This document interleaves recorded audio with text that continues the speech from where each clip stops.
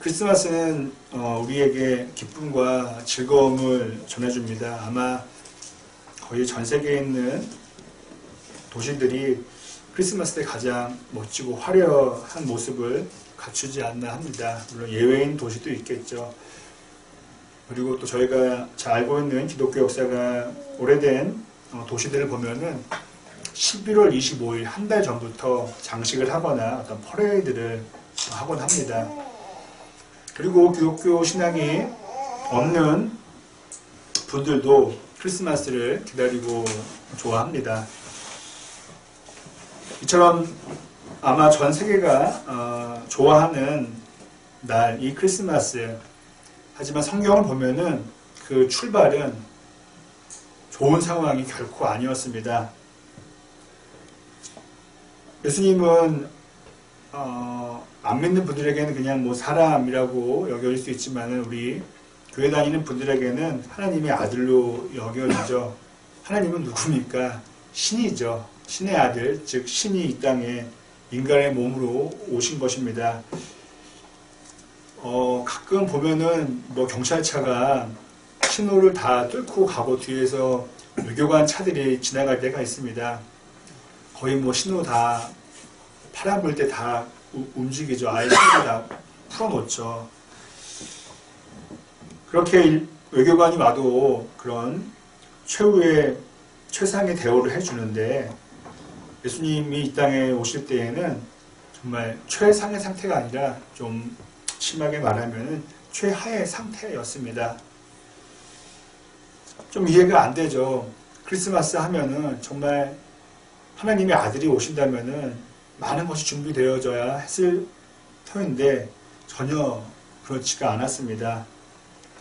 먼저 저희가 잘 알고 있는 것처럼 시대적 배경은 어떤 때였습니까? 우리나라가 일본의 압제를 당했던 것처럼 로마 제국의 압제를 당하고 있었던 이스라엘의 시기였습니다. 그리고 그 로마 제국이 너무도 강력했기 때문에 언제 독립을 할지는 정말 상상을 하기 어려웠을 것 같습니다. 이처럼 예수님께서는 암울한 시대에 태어나셔야 했습니다. 다음으로 육신의 아버지 요셉과 마리아, 엄밀히 말하면 요셉은 아버지라고는 하기가 좀 그렇지 하지만 키워주신 아버지가 되는 거죠. 부모님인 요셉과 마리아는 호적 등록을 하러 나사렛에서 남쪽에 있는 베들레헴으로 가야 했습니다. 짧은 거리는 아니죠. 말을 타고 갔어도 어떻게 갔는지는 모르지만은 꽤 먼 거리를 가야만 했습니다. 그렇게 힘들었을 것입니다. 또 그 계절은 겨울이었잖아요. 그렇기 때문에 말을 타고 가든 걸어가든 몹시도 추웠을 것입니다. 그리고 무엇보다 마리아는 임신을 한 상태였기 때문에 그렇게 추운 날 먼 길을 이동하는 것은 아주 위험했을 것입니다. 하지만 그들은 그렇게 나라에서 명령을 해서 그런 호적 등록을 하기 위해서 멀리 떠나야만 했습니다. 정말 뭐 하나 좋을 게 없었습니다. 더욱이 요셉과 마리아는 들어갈 숙소가 방이 없었습니다. 그래서 마구간에서 머물러야 했고 거기서 예수님을 출산해야만 했습니다. 저는 이런 생각을 해봤습니다.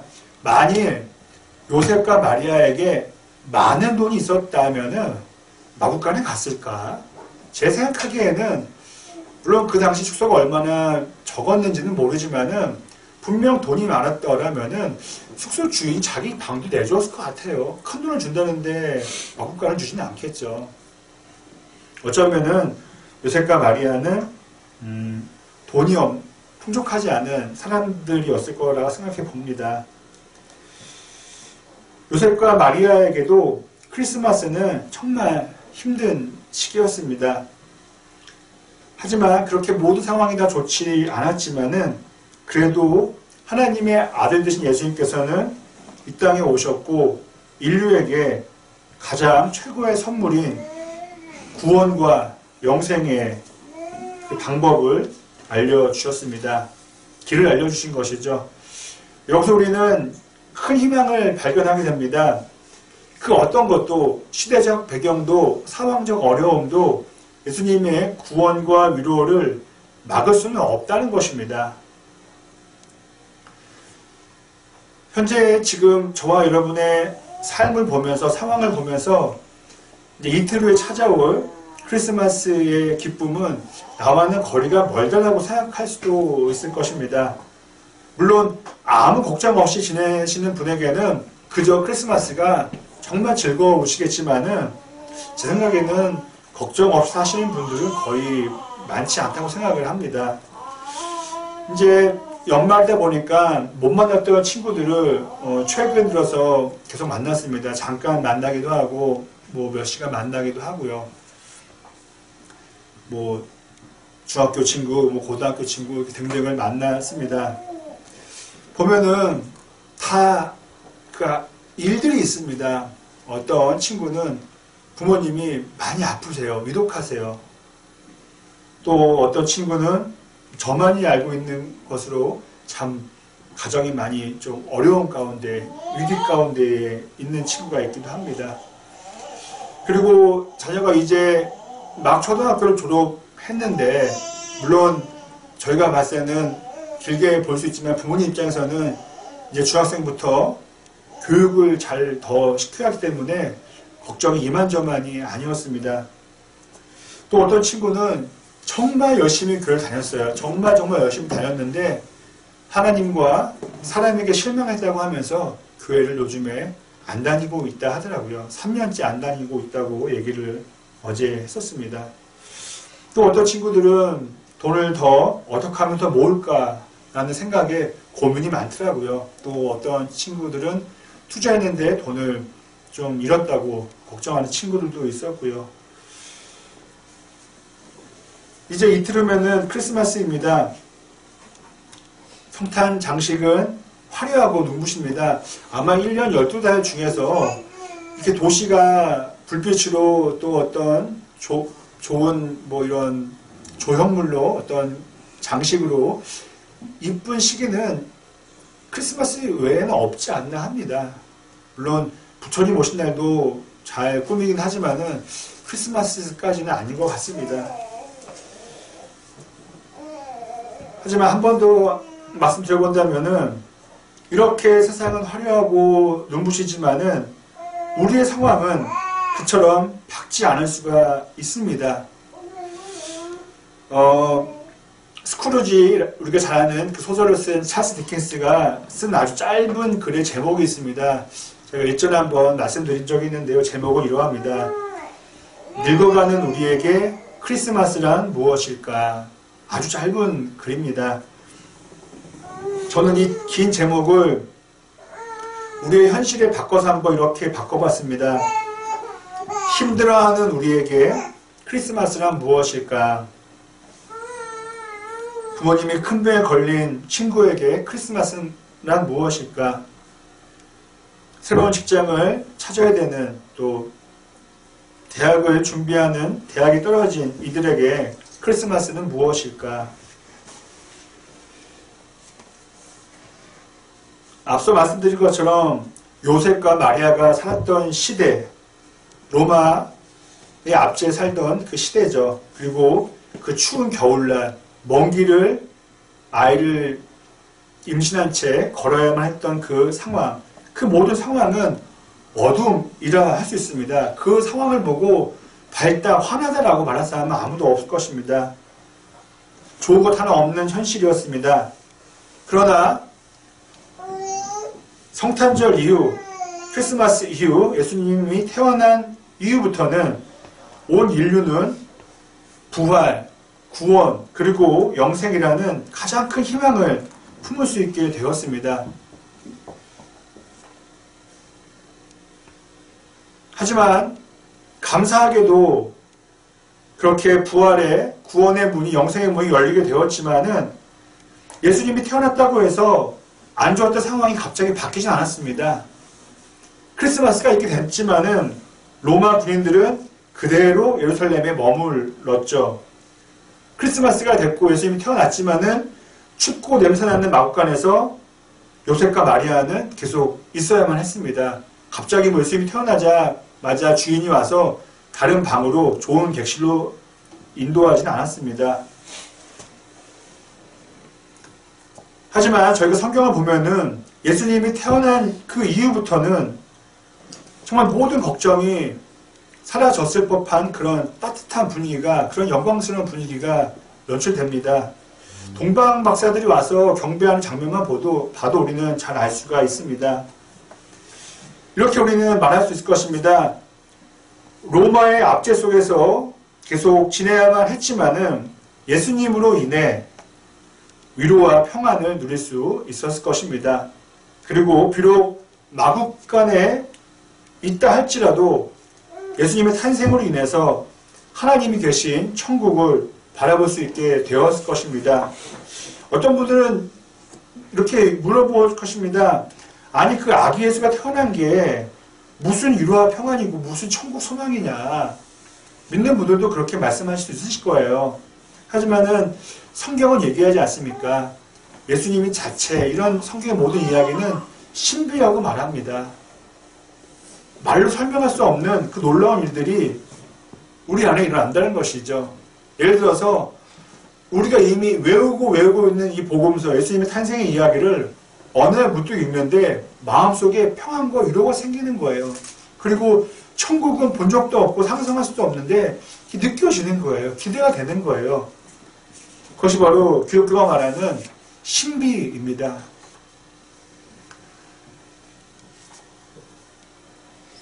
그렇습니다. 예수님의 등장으로 어둠이 사라지게 되었죠. 그렇기에 예수님은 어둠을 떠나가게 하는 빛이라고 말할 수 있습니다. 이것은 제 표현이 아니라 성경에 나와 있는 말씀입니다. 제가 요한복음 1장 5절 말씀을 읽어드리겠습니다. 이렇게 나와 있습니다. 그 빛이 어둠 속에서 비치니 어둠이 그 빛을 이기지 못하였다. 이 빛은 바로 예수님을 말해주고 있습니다. 자, 되게 사소하지만은요, 여기서 우리는 좀 큰 것을 하나 발견할 수 있습니다. 그것은 뭐냐면은 화면에 나와 있는 구절인데요. 그 빛이 어둠 속에서 비치니 라고 나와 있습니다. 여러분, 우리가 지금 일반적으로 봤을 때에 어두운 방이 있어요. 그럼 그 어두운 방을 향해서 핸드폰 불빛이든 전등 불빛이든 비춰져야 그 어두운 방이 환해지지 않습니까? 그 어두운 가운데서 빛이 생겨날 수는 없는 거예요.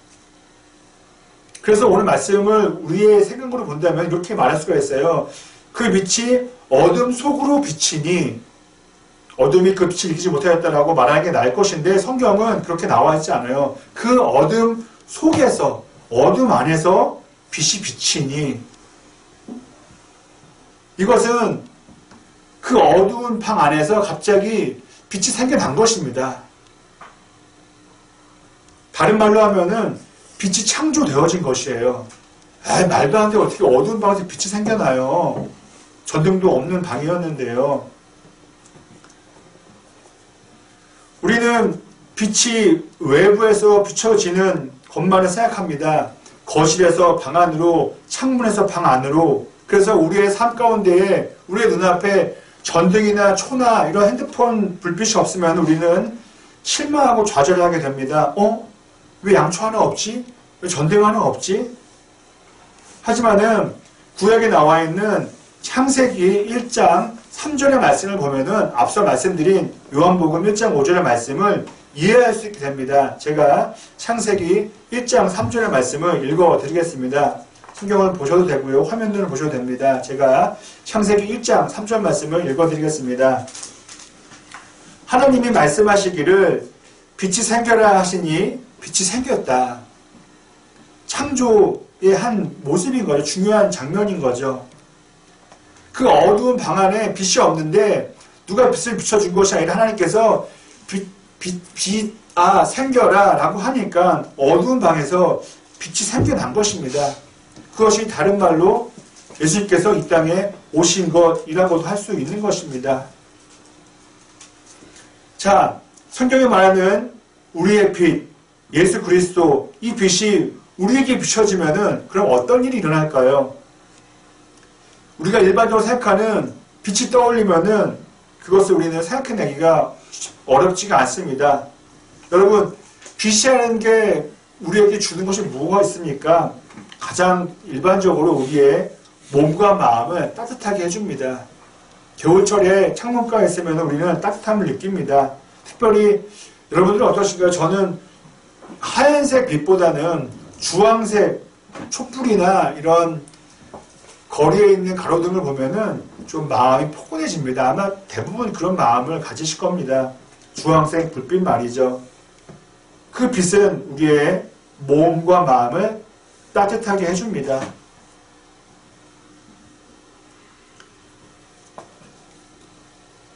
다른 사람과 똑같은 삶을 살고 있습니다. 직장을 다니고 사업을 하고 있고 공부를 하고 있고 그렇게 살고 있는데 아니면은 일반 사람들보다 보통 사람들보다 더 힘든 삶을 살고 있어요. 더 어려운 삶을 살고 있어요. 그런데도 내 몸과 마음이 따뜻할 때가 있습니다. 그 이유는 오늘 성경이 말해주는 예수 그리스도라는 빛이 우리의 삶 안에서 생성되어졌기 때문에 그렇습니다.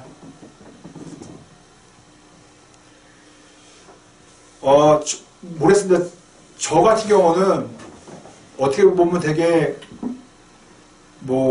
말장난이다라고도 할 수 있겠지만은 10만 원 있을 때도 감사하고요. 만 원 있을 때도 감사하고 옷이 여러 번 있을 때도 감사하고 한 번 있을 때도 감사하더라고요. 그것은 현실에 맞춰 사는 건지는 모르겠지만은 제가 그런 마음을 품게 되는 것은 그 예수님의 빛이 제 안에 생성되니 제 마음이 따스해지고 불평과 어떤 무턱대고 누군가를 부러워하는 것보다는 감사한 마음, 평안한 마음이 언제부턴가 많이 생기게 되었습니다. 아마 그 마음을 성도님들도 느끼시고 있으실 거라 생각을 합니다. 다음으로 빛은 우리가 가야 할 곳을 안내해 줍니다. 인도해 주는 것이죠. 여러분, 하늘에 떠 있는 비행기가 아래를 내다보면은 다 밑에는 착륙할 곳으로 보입니다. 하지만은 그 착륙할 곳이 강이나 바다가 되면 절대 안 되겠죠.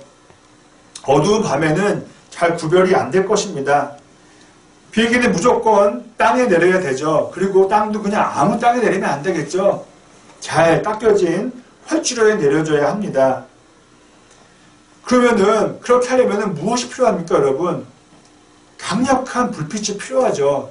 여기가 활주로입니다. 이곳으로 내리세요라는 불빛이 있어야 우리는 안전하게 착륙을 할 수 있게 됩니다. 그렇습니다.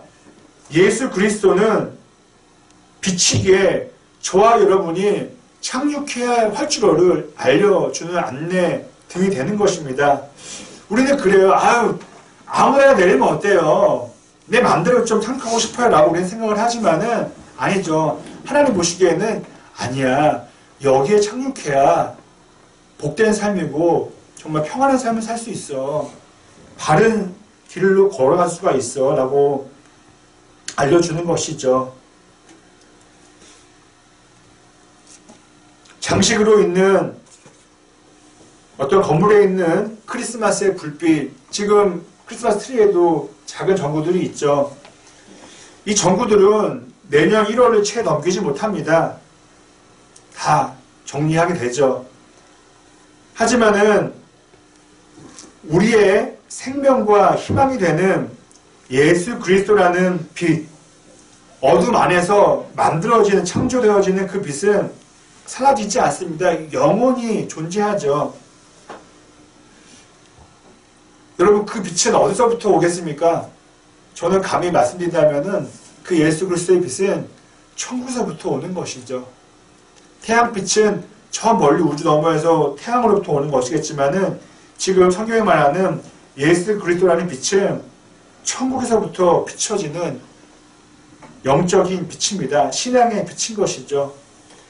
그 빛이, 예수 그리스도라는 빛이 저와 여러분의 마음속 안에서 항상 밝게 빛나기를 간절히 소망합니다. 그래서 그 빛으로 인해서, 빛으로 인해서 가야 할 길을 우리가 알게 되고 또 어떠한 상황에서도 감사와 평안을 잃게 되지 않기를 간절히 소망합니다.